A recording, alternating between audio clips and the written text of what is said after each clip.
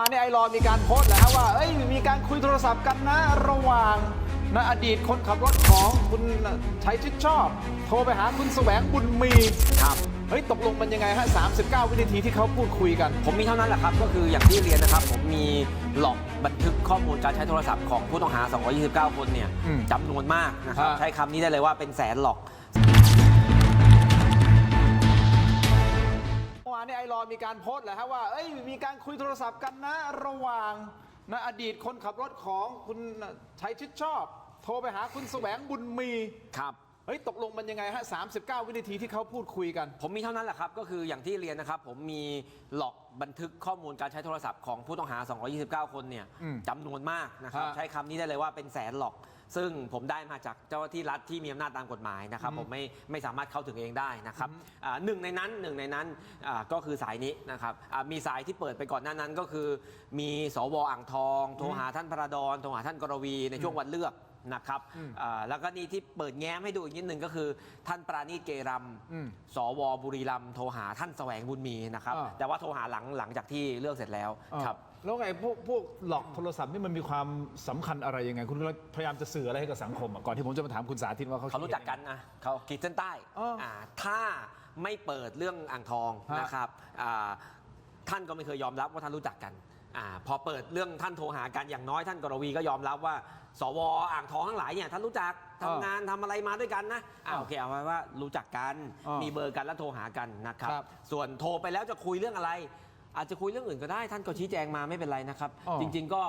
เนี่ยท่านปานี่ท่านแสวงเนี่ยท่านก็บอกเลยวันนั้นจริงๆที่โทรไป39 วินี่คือชวนเตะบอลหรืออะไรก็ว่ากันไปนะครับแต่ว่าถ้าท่านไม่เงียบไปเลยนี่มันก็จะน่าสงสัยถ้าท่านจำไม่ได้ก็จำไม่ได้นะไม่เป็นไรคือคนถ้ามันโทรหากันเยอะ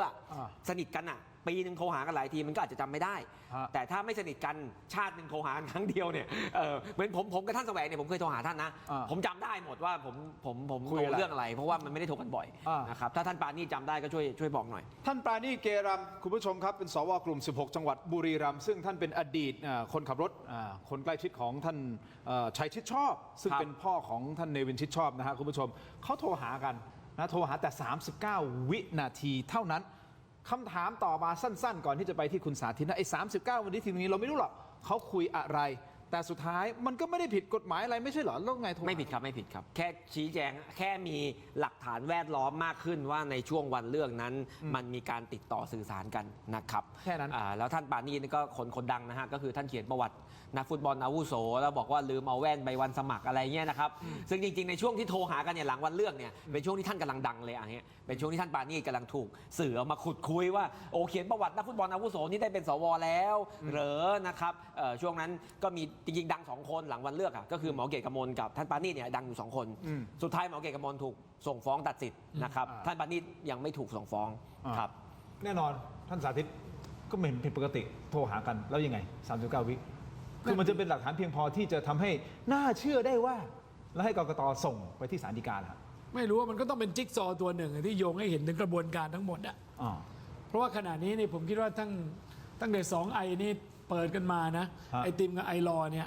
ผมว่าคนก็เห็นภาพที่มันชัดขึ้นนะเรื่องเลือกสว.ใหม่ๆนี่ผมว่าคนคลางแคลงใจคืองงอยู่ว่าสว.มันคืออะไรแล้วมันผิดตรงไหนแล้วไอ้คนที่เป็นสว.ทั้งหลายกับคนที่มีอำนาจอยู่ในพรรคการเมืองทั้งหลายมันเกี่ยวโยงกันยังไงแต่ว่าพอเปิดไปพยานหลักฐานทั้งหลายทั้งจากยิ่งชีพจากไอติมบ้างจากคนที่เคยสมัครสว.มาเป็นพยานบ้างและจากหลายสื่อที่ช่วยกันเปิดออกมาเนี่ยผมว่ามันเริ่มโยงจิ๊กซอว์ทั้งหลายเนี่ยให้เห็นแล้วว่ากระบวนการนี้มันผิดปกติจริงๆวันนี้ที่โรงแรมรามาการ์เด้นที่คุณอภิสิทธิ์จัดเรื่องสัมมนาวิกฤตองค์กรอิสระนะท่านวัดติงสมิทธิ์อดีตผู้พิพากษาอาวุโสอดีตประธานกรรมการสิทธิ์เนี่ยอาจารย์บวรศักดิ์กับคุณวิชามหาคุณอาจารย์วัดติงสมิทธิ์นี่พูดไว้ชัดเลยว่าวิธีการเลือกสว.แบบนี้เนี่ย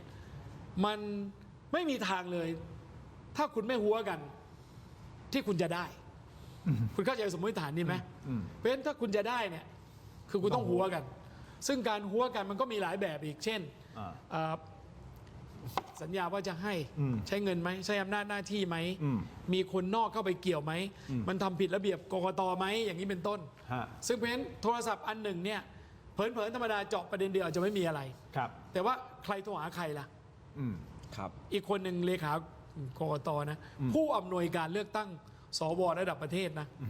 อีกคนหนึ่งเนี่ยก็นอกจากเป็นผู้สมัครสวที่ผ่านการรับเลือกแล้ว ยังเกี่ยวพันกับแกนนำในพรรคการเมืองที่มีการกล่าวถึงอีกด้วย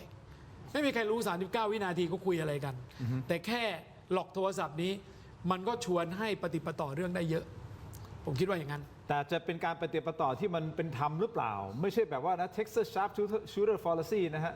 นักแม่นปืนเท็กซัสเนี่ยพอเอาเรื่องนั้นมาวางแล้วก็ต่อเชื่อมโยงกันเป็นเรื่องเดียวกันคุณสาธิตด้วยความเป็นธรรมนะอ่ะ ผมเรียนอย่างนี้ อ่ะโอเคอ่ะคุณ ขออนุญาต อ่ะ ผมเรียนอย่างนี้ สมมุตินะฮะคดีคัวสวเนี่ยเราไม่เคยทำมาก่อน ทุกคนไม่เคยทำไม่เห็นภาพ สมมติคดีฆ่าคนตายเนี่ยมีคนโดนยิงตายเนี่ย สมมติอ่ะ เราจะต้องมีกล้องวิดีโอหน้าชัดๆ ว่าคนนี้กำลังยิงคนนี้ เท่านั้นถึงจะลงโทษได้หรือเปล่าผมคิดว่าไม่ใช่นะครับอันดับแรกพอมีคนตายปุ๊บก็ต้องดูก่อนว่ามึงไปทะเลาะกับใครมา มีสาเหตุโกรธเคืองกับใคร ทีนี้สมมุติว่ามันมีคนที่มันขัดแย้งกันมาโหแย่งชิงธุรกิจกันมาหลายปีเนี่ยคนนั้นเนี่ยปรากฏว่ามีกล้องวงจรปิด เห็นเขาแถวที่มีเหตุเฮ้ยปรากฏว่ามีลูกน้องเขาไปซื้อปืนเฮ้ยปรากฏว่าปืนมันตรงกับกระสุนที่โดนยิง แค่เนี้ยมันมีเหตุสงสัยได้แล้ว ไม่ได้บอกว่าเขาทำผิดนะฮะเขายังมีสิทธิ์100%ที่จะบอกว่าตัวเองไม่ได้ทำผิด ถูก นะครับแต่แค่เนี้ยมันมีเหตุพอแล้วที่จะตั้งข้อกล่าวหาว่าเฮ้ยคุณเกี่ยวข้องกับการยิงคนตายหรือเปล่า แล้วเมื่อส่งไปฟ้องต่อศาลเนี่ยหลักฐานก็มีเนี่ยมันก็จะแวดล้อมว่ามันมีอะไรน่าสงสัยเกี่ยวกับคุณบ้าง ก็ไปสู้กันในศาล จำเลยมาถึงก็ปฏิเสธบอกเฮ้ยไม่ใช่วันนั้นตอนยิงฉันตอนเกิดเหตุฉันอยู่ที่อื่น คุณก็เอาหลักฐานมา แล้วตามระบบกฎหมายอะครับมันก็มีคนที่เขาออกแบบมาให้เป็นมืออาชีพ ในการชั่งน้ำหนักว่าไอ้ฝ่ายโจทย์ว่างี้ฝ่ายจำเลยว่างี้แล้วใครโกหกมันต้องมีคนนึงอะโกหกเพราะมันไม่ตรงกันอะคนที่เขามีหน้าที่นี้เป็นอาชีพก็คือผู้พิพากษาศาล อ่าฮะ นะครับก็ส่งไปให้ศาลชั่งน้ำหนักนะครับอย่างเช่นท่านปานี่เนี่ยท่านจะบอกว่าอ๋อชวนท่านแสวงเตะบอลแต่ว่าถ้าฝ่ายโจทย์จะกล่าวหาว่าโทรไปนี่คือโกงเลือกอ้าวก็ต่างคนต่างพูดไว้ก็ไปฟังให้ศาลเป็นคนฟังและศาลตัดสิน ผมก็ไม่ตัดสินนะผมไม่ตัดสินว่าใครผิด ก็ส่งไปที่ศาลฎีกาซะ ถูกต้อง คือถามว่าเป็นธรรมไหมเนี่ยนะผมว่าในกรณีที่เป็นข้อมูลเกิดขึ้นเนี่ย อ่าฮะ มันไม่ใช่การกล่าวหาที่เป็นธรรมหรือไม่เป็นธรรม ครับ ประเด็นว่าพอมันอยู่ถ้ามันอยู่ในสำนวนเนาะกกตเนี่ยมีหน้าที่ที่จะต้องตัดสินใจว่าไอ้กรณีโทรหาในวันดังกล่าว แล้วโทรหาผู้ที่เกี่ยวข้องเนี่ยมีเหตุอันควรเชื่อได้ว่าที่จะต้องส่งสารหรือเปล่า ความเป็นธรรมหรือไม่เวลาขึ้นศาลเนี่ย อ่าฮะ จะเป็นคนที่จะต้องพิสูจน์โดยปราศจากข้อสงสัย ซึ่งผู้ถูกกล่าวหามีสิทธิ์ที่จะโต้แย้งได้ ถูกไหมครับ ความเป็นธรรมมันอยู่ตรงนั้น ณ วันนี้เราไม่ได้บอกก็ผิดถูก แต่มันเกิดเรื่องนี้จริง ผมว่าเจ้าตัวก็รับแล้วใช่ไหมว่าโทรไปจริง ครับเจ้าตัวปานนี่ยังไม่ได้รับ แต่ว่าท่านพลาดอนท่านกรวีนี่เขารับว่าก รณีโน้ต ว่าเขารับโทรหาสวอ่างทองจริงนะครับ เขาต้องรอชี้แจงว่าตกลงมีการโทรหรือไม่โทรอย่างไร เพราะ ครับ คุณไอรอก็เปิดออกมาแล้วนะครับคุณผู้ชมแต่ที่แน่ๆเนี่ยคุณมานั่งอยู่ตรงนี้เนี่ยตอนแรกตกลงคุณไม่ไปทำเนียบเรียบร้อยแล้วใช่ไหมฮะวันนี้เห็นเขานัดคุณบ่ายโมงไม่ใช่เหรอฮะ ไม่ได้ไป ฮะ ผมไม่รู้ เอ้า เรื่องอะไรอยู่ดีๆนักข่าวก็โทรมาปลุกผม8 โมง 9 โมงว่าจะไปทำเนียบไหมไปทำไมครับก็ผมก็ไม่เคยกล่าวหาท่านนภินทรอะไรนะครับแล้วผมส่วนตัวผมไม่ได้ต้องการให้ท่านชี้แจงอะไรต่อผมไม่จำเป็นต้องเข้าไปในทำเนียบเพื่อไปห้องทำงานของท่าน โอเค เพื่อไปฟังท่านชี้แจงผมนะครับผมไม่อยากฟัง ผมอยากให้ท่านบอกต่อสาธารณะว่าความจริงในมุมท่านเป็นอย่างไร อย่างนี้คุณผู้ชมอาจจะสงสัยประเด็นนี้มันคือยังไง คืออย่างนี้ผมเล่าให้ฟังสั้นๆนะท่านสาธิตนะครับ มีการตั้งกระทู้ถามสดจากคุณไอติมภริษวัชรศิลป์นะครับที่ตั้งกระทู้ถามตรงถึงคุณณพินทรศรีสัมพังธ์ซึ่งท่านเป็นรัฐมนตรีประจำสำนักนายกรัฐมนตรีนะครับกรณีนี้คุณไอติมบอกนะฮะกล่าวหามันมีข้อกล่าวหาบอกเรื่องการทุจริตเลือกสวซึ่งคุณณพินทรเป็นหนึ่งใน229คนที่ถูกกล่าวหาแต่ปรากฏว่าคุณณพินทรกลับส่งหนังสือขอเลื่อนตอบโดยอ้างติดภารกิจลงพื้นที่จังหวัดราชบุรีคุณไอติมใช้เวลาสั้นๆนะครับอ้างว่าก่อนการเลือกสวระดับประเทศในวันที่ 26 มิถุนายนปี 67 มีอดีตผู้สมัครสวนามสมมุติว่านายเอในนามสมมุตินะนายเอถูกเชิญให้ไปพบท่านณพินทรสมัยที่ท่านดำรงตำแหน่งเป็นรัฐมนตรีช่วยว่าการกระทรวงพาณิชย์ถึง2 ครั้งไปหาถึง2 ครั้งนะครับที่ห้องทำงานในกระทรวงครั้งแรกคือวันที่ 24 มิถุนายนปี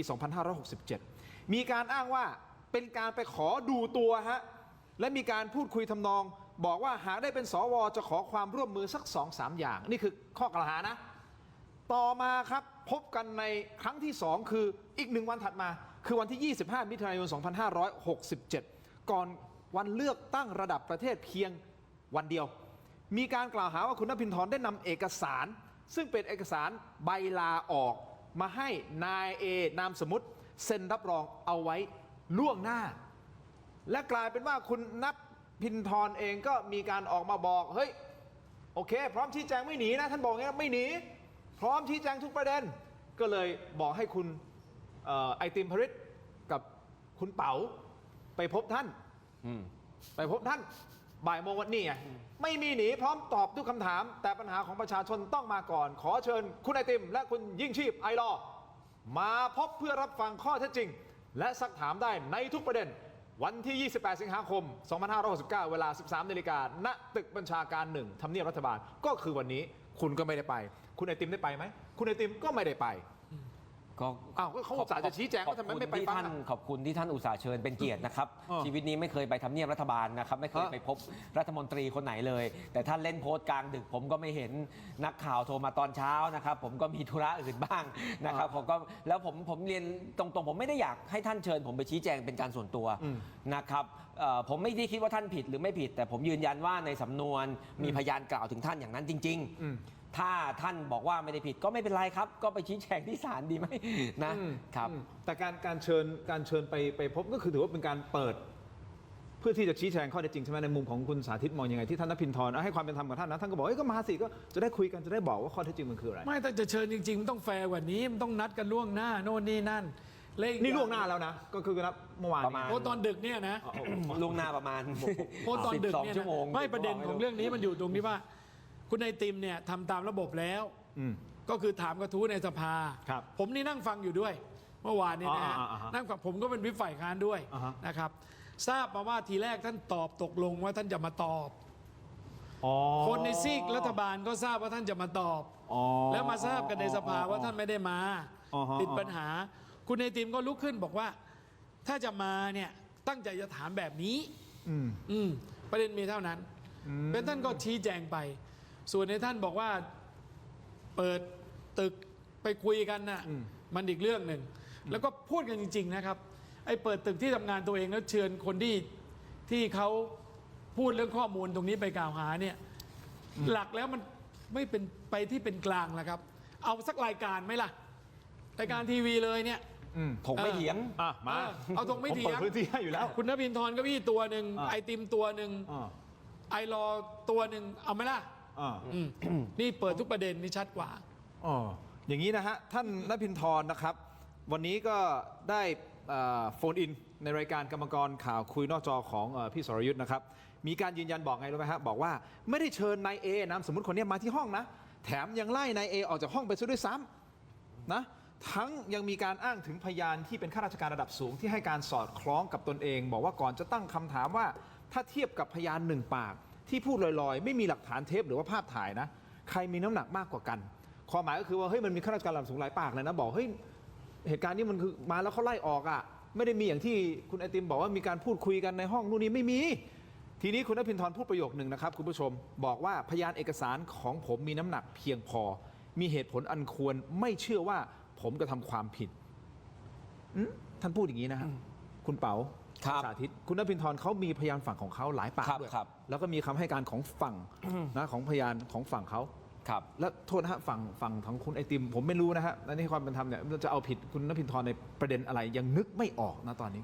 ผมไม่ได้จะเอาผิดท่านผมบอกแล้วว่าผมไม่รู้ท่านผิดไหมนะครับสำนวนเป็นอย่างนี้นะครับสำนวนเนี่ยรองเลขาธิการกกต.รับฟังพยานคือนายเอและปากอื่นๆที่กล่าวหาท่านนภินทรและรับฟังพยานของท่านนภินทรแล้วรองเลขาธิการกกต.เห็นควรว่าให้สั่งฟ้องเพราะไม่เชื่อคำให้การของท่านนภินทรและพยานนะครับสาเหตุก็เพราะว่าท่านนภินทรเนี่ยบอกว่ามีพยานหลายปากที่อยู่ในห้องที่สามารถให้การตรงกันได้ว่าวันนั้นไม่ได้หัวนะครับแต่ว่าพยานเหล่านั้นเนี่ยไม่ได้ไปให้การชี้แจงเป็นตัวบุคคลคือไม่ได้ไปให้การให้เจ้าหน้าที่สอบถามแต่ทำหนังสือชี้แจงหมดแล้วหนังสือชี้แจงเนี่ยเขียนเหมือนกันรูปแบบเดียวกันลักษณะเดียวกันก็ท่านรองเลขากกต.จึงเชื่อว่าอันนี้ก็เตรียมกันมาได้ ไอ้พยานที่ว่ามีหลายปากเนี่ยไม่น่าเชื่อถือ อันนั้นเขาพูดนะเขาบอกนะนายเอคนเนี้ยมาพร้อมกับคณะตัวแทนสภาเกษตรกรเพื่อหารือแนวทางในการแก้ปัญหา ไก่เนื้อแล้วไก่แช่แข็งมันล้นตลาด ซึ่งในระหว่างนั้นนายเอได้พูดขอให้ตนเองเนี่ยช่วยเรื่องของการเป็นสวแต่ตนเองหมายถึงว่าท่านนภินทร์เนี่ยปฏิเสธไปทันที ครับ เนื่องจากบอกให้มันเป็นเรื่องผิดกฎหมายคุณมาคุยเรื่องนี้ไม่เอาไม่คุยส่วนวันที่ 2ที่มีการเข้ามาพบอีกครั้งหนึ่งเนี่ยเป็นการเข้ามายื่นหนังสือโครงการรณรงค์บริโภคไก่ แต่นายเอก็พยายามที่จะพูดเรื่อง ขอให้ช่วยสวอีกครั้งหนึ่งท่านก็บอกว่าก็เชิญออกไปห้องทำงานด้วยความไม่พอใจนี่ท่านพูดอย่างนี้นะให้สัมภาษณ์ในรายการกรรมกรข่าวคุยนอกจอพูดอย่างนี้เลยนะครับและแถมด้วยนะบอกด้วยนะฝ่ายค้านไอรอเหตุใดจึงนำเสนอเฉพาะข้อมูลที่มันส่งผลร้ายต่อผู้ที่ถูกร้องเรียนเพียงฝั่งเดียวทำไมไม่เปิดข้อมูลอีกฝั่งหนึ่งคำชี้แจงและพยานหลักฐานต่างๆมาหักล้างล่ะมันอยู่ในสำนวนนะทำไมไม่ออกมาแสดงก็แสดงว่าคุณไม่สุจริตหรือเปล่าเอาข้อมูลแค่ฝั่งเดียวมาโจมตีผมแล้วฝั่งข้อมูลฝั่งผมทำไมคุณไม่เอาออกมาล่ะ